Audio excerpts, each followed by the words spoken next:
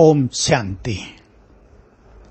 बाबा हम सभी का जीवन योग युक्त बनाते हैं। योग एक बहुत ही विशाल सब्जेक्ट है, ये बहुत गुह्य विषय है। जब तक मनुष्य स्वयं अच्छा योगी न बने वो योग की सूक्ष्मता को समझ नहीं पाता। बहुत साल ज्ञान लेने के बाद, थोड़ा थोड़ा योग करने के बाद भी लोग पूछते ही रहते हैं योग के बारे में प्रश्न। योग का चार्ट कैसे बढ़ाएं और योग कैसे करें, जबकि मुरलियों में इन सब के बहुत सुंदर उत्तर आते रहते हैं। 5 स्वरूपों का अभ्यास हमारी साधनाओं का एक मुख्य अंग है और वो बहुत ही सुंदर अभ्यास है।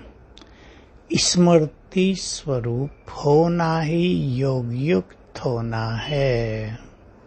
5 स्वरूपों में हमारी स्मृतियां ही तो समाई हैं।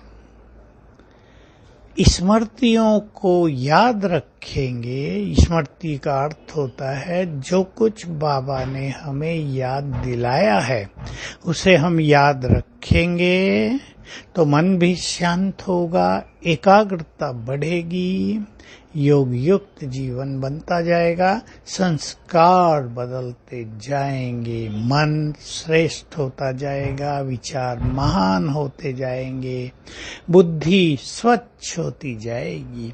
अब विचार करें, आप स्वयं एक लिस्ट तैयार करना, बाबा ने हमें क्या क्या स्मृति दिलाई है।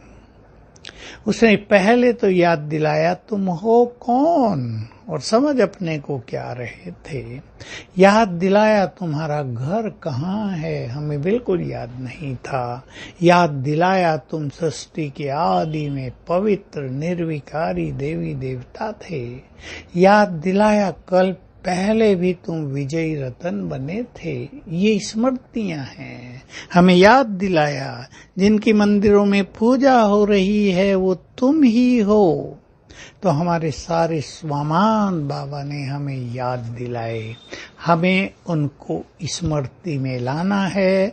जितना जितना उनको बुद्धि में दोहराएंगे उसके नशे में रहेंगे, हमारा जीवन स्मृति स्वरूप होता जाएगा। स्मृति स्वरूप का अर्थ होता है जो चीज हम बार बार याद करते हैं वो हमारे जीवन में आती है, चेहरे पर आती है, हाव भाव में आती है, उसको कहते हैं स्वरूप बनना। जैसे आप बैठे हैं अपने घर में शांत में, कोई 5 साल पहले की घटना याद आ गई जिसमें आप बहुत आनंदित हुए थे, अचानक आपका चेहरा खिल जाएगा। तो स्मृति आई, चेहरे पर स्वरूप आ गया। कोई 2 साल पहले की दुख भरी घटना याद आ गई जिसमें आपको बहुत कष्ट हुआ था, आप दुखी हुए थे, तुरंत दुख चेहरे पर आ जाएगा। उसको कहते हैं स्मृति का स्वरूप बनना। तो हम एक सुंदर सी लिस्ट बना लें, क्या क्या स्मृति बाबा ने दिलाई।